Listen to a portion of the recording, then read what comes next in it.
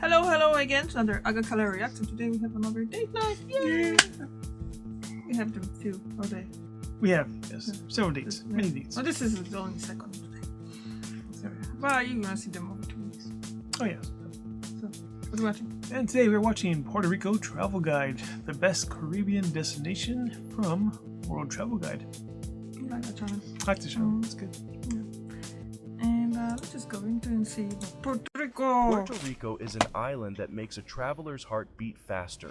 While not yet overcrowded with tourists in many places, the beautiful Caribbean landscapes attract with countless highlights. We'll focus on the most beautiful ones and give you tips for your next tour through Puerto Rico. Puerto Rico is an unincorporated territory of the United States in the northeastern Caribbean Sea. The main island is roughly rectangular, spanning 40 miles north to south and 110 miles east to west. Puerto Rico consists of the main island, Vieques, Culebra, and some smaller islands. Mountains dominate 60% of Puerto Rico, with the La Cordillera Central Range running east to west across the island. These mountains generously give rise to about 50 rivers, graciously tumbling their way to the northern and southern shores. The Taíno people have inhabited the island of Puerto Rico since around 1200, and their presence continues today. They originally named the island Borican, which some historians interpret as Island of Crabs or Land of the Brave. When Christopher Columbus arrived in 1493, he declared the island a Spanish colony, naming it San Juan Bautista in honor of John the Baptist, a Christian prophet. In 1508, the island's first governor, Juan Ponce de Leon, decided to simplify things by renaming it Puerto Rico, meaning rich port in Spanish, presumably due to the abundance of gold and treasures flowing through the island on their way to Europe. Right now begins So far, looks really nice, huh? It does. I would need a visa for Puerto Rico. What do you want? Then at Guam. I might go to Guam. I mean, I don't know much about Guam, but just there's a lot of American soldiers stationed there Yeah. because it's really far west on the Pacific. Yeah, so far looks really nice. And we're back, so let's just go back. Keep watching.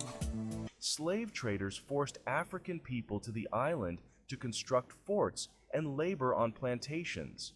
After Spain's less than stellar performance in the Spanish-American War in 1898, Puerto Rico came under United States control.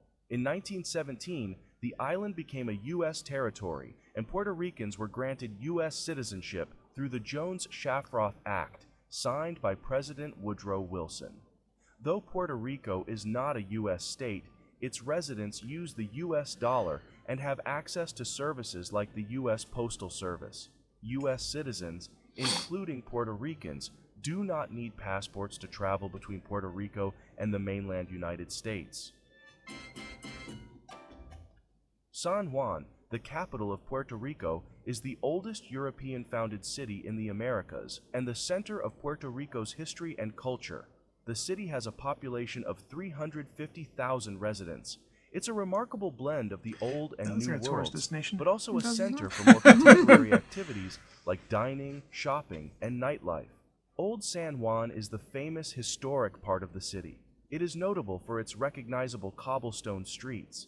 The blue-colored stones were transported from Spain in ship ballast. You may see some of the best examples of Spanish colonial architecture by walking through these streets. The San Juan Bautista Cathedral is located in the center of Old San Juan. Dating back to 1521, it's among the city's oldest buildings. Puerto Rico's only UNESCO World Heritage Site is the La Fortaleza and San Juan National Historic Site. Here, a number of defensive fortifications were built between 1400 and 1900 in order to safeguard the city and the Bay of San Juan. They are an impressive example of European military design modified for American harbor locations. The site includes bastions, powder houses, 3/4 of the city wall around San Juan, and of course, the famous forts San Cristobal, San Felipe del Morro, and San Juan de la Cruz. Santurce is the center of San Juan's culture. There are a lot of theaters, music venues, and art galleries here. The neighborhood is lively almost non-stop. Restaurants take over and start serving breakfast to early risers once the last of the late-night clubs and bars close, some of them even at sunrise. If you're seeking a classic beach vacation experience, go for the Isla Verde area. It is popular for its shopping centers, beach bars, and hotel strips. Hato Rey is the business district, and it is home to the Roberto Clemente Coliseum, the Hiram Bithorn Stadium, and the largest shopping center in the Caribbean, the Plaza Las Americas. Before we continue, please consider hitting the like button to support our channel and help this video reach a wider audience.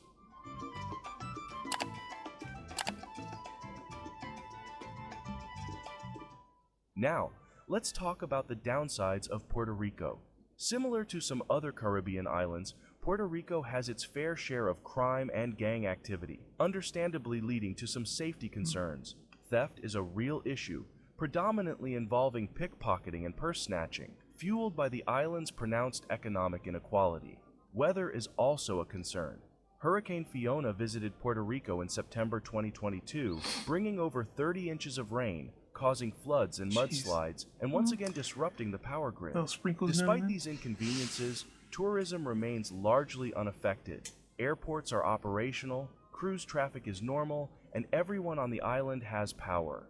Puerto Rico is still one of the safest Caribbean islands, with a lower crime rate than many cities on the US mainland. So, maybe you should cancel your long-awaited Detroit vacation and visit San Juan instead. Detroit. Often called Surfing Town and Little Malibu, Rincon is known to Puerto Ricans as a gringo paradise. The area predominantly speaks English, thanks to the many foreign surfers and expats who came here to live out their beachside fantasies. Rincon gained fame as a surfing hotspot after the 1968 World Surfing Championships, when images of its impressive 15-foot waves were broadcast globally. In winter, surfers can be seen here riding huge waves. Not into surfing? You'll find plenty of beautiful beaches ideal for swimming just south of the town. This relaxed beach town becomes a popular destination for locals on vacation in the summer when the water calms down and they enjoy its uncommercialized atmosphere. It's simple to pass the time by taking a whale-watching trip, visiting galleries and gift stores, seeing the 100-year-old lighthouse, or dining on the regional fare. It can seem unusual to want to jump on a boat and visit another beach given the wide range of perfect beaches on the mainland. But don't allow that kind of thinking stop you from doing one of the top things in Puerto Rico. Cayo y Cacos is roughly a 20 to 30 minute boat ride from Fajardo, a little town at the northeast end of the island, and is famous for its amazing beach. Being a part of La Cordillera Nature Reserve, Cayo y Cacos is as close to a desolate island as it can get. There is really no development or human influence here. Most tourists go on a tour aboard a big catamaran that comes with transportation, food, and refreshments. This excursion departs daily at 9 a.m. and returns at 4 p.m., stopping along route to snorkel at an offshore coral. Since there are no facilities on the island, you'll have to bring your own food, water, and equipment. Spanish for the Anvil. El Yunque is a magnificent promontory with a flat summit in the northeastern part of the island. It's been an icon since the pre-Columbian times and rises high over rivers and streams below. Scientists claim that El Yunque should be covered in vegetation and eroding quickly due to Puerto Rico's humid tropical climate. However, it isn't.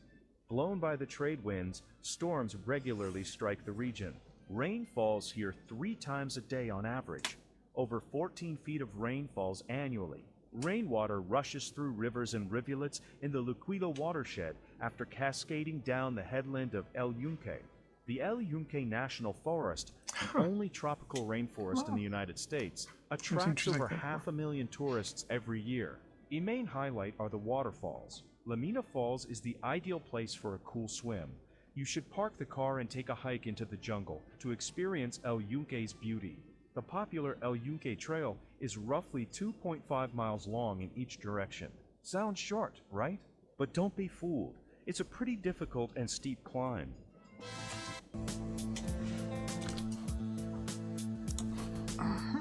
Difficult and steep.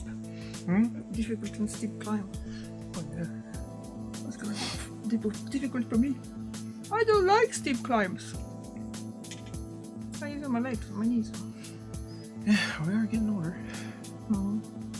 So I'll go down to Grand Canyon, to the bottom. Take a year to get back Do you up. think we're ever gonna get back there? No, there's so many places to go. Yeah. I would love to go to the north rim of Grand Canyon though. I still haven't seen it. Do you understand? Mm-hmm. Saw that book? Yeah. But like I said, there's so many of the other ones as well. Yeah. We're at the Grand Canyon. She has this book which collects stamps from different national parks. I got And a national park passport. yeah, and we get there, and as they were closing, and You should know. yeah, they said no, we're closed. You have to come back another time. It's the Grand Canyon. We're not gonna come back. No. You know, like the next day, anything. We're not spending the night there. So we never back got our stamp. Oh. Yeah, I didn't get much How long ago was that? 5 years ago. 5 years? Yeah, it was 2020. We were in States last time. Yeah. So,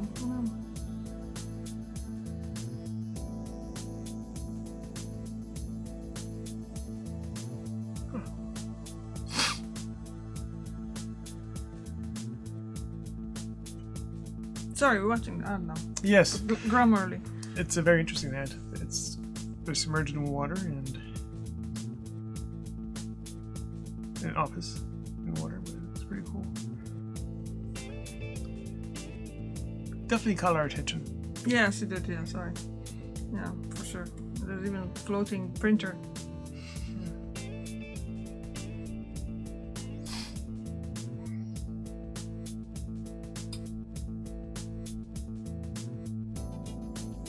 It's like, but if you kind of think about it, now soon there would be no need for anyone to actually think. Yeah, Yeah. it's all automated.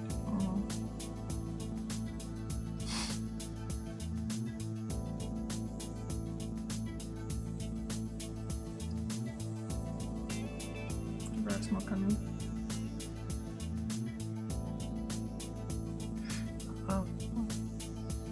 I mean, if you're working in the office and stuff, you kind of need some help with that. Like, not everyone who works in the office have to know the proper, like, I mean, the general grammar, yeah, but obviously there'll be happening some mistakes every now and then. So that's a good tool to just kind of make sure. But like in this case, it just literally writes the email and stuff. Yeah. I don't know how to feel about it. The second largest city in Puerto Rico is Ponce, also known as La Perla del Sur, or the Pearl of the South. It sits on the southern coast of the island. Ponce was founded in 1692, and its museums and colonial buildings are legacies of the time when it served as Spain's capital for the southern part of the island.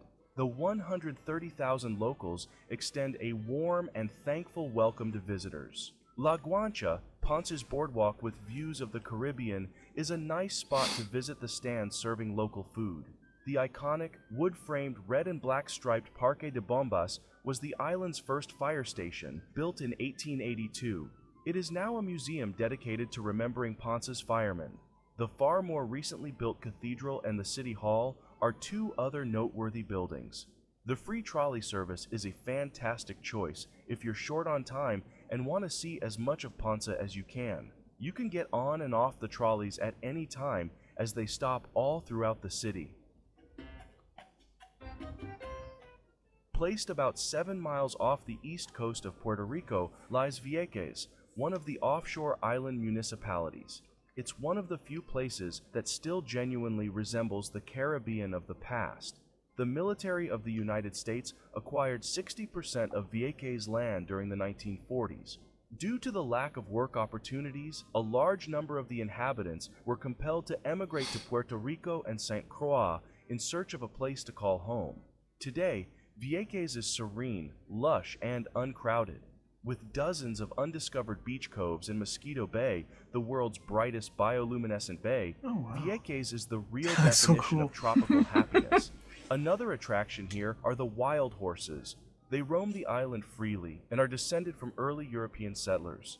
Many tourists and Puerto Ricans travel by ferry to Vieques as an affordable and enjoyable day trip. We can recommend you to fly to Vieques during holiday weekends in order to prevent disappointment, long queues, and the possibility of not being able to board the boat at all.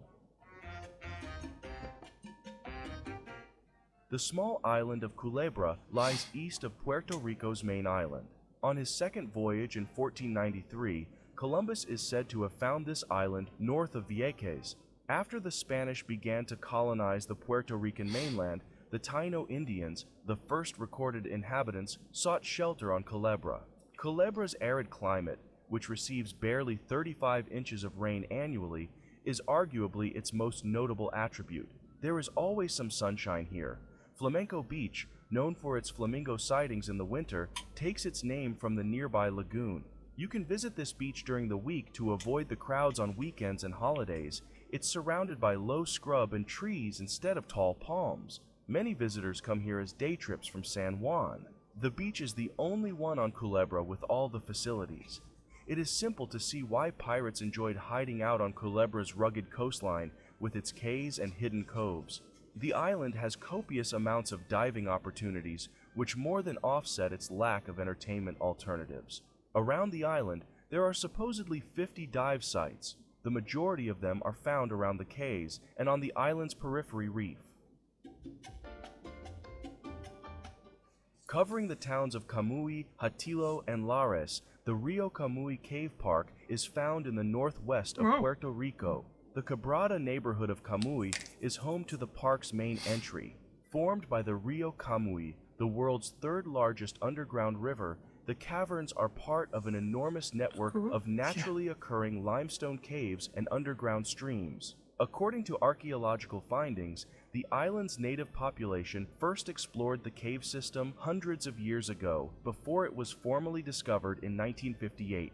The Camuy cave system has been documented to have almost 10 kilometers of caverns, 220 caves, and 17 entrances. Still, this is a small portion of the system. Many experts estimate that there are 800 more caverns in all.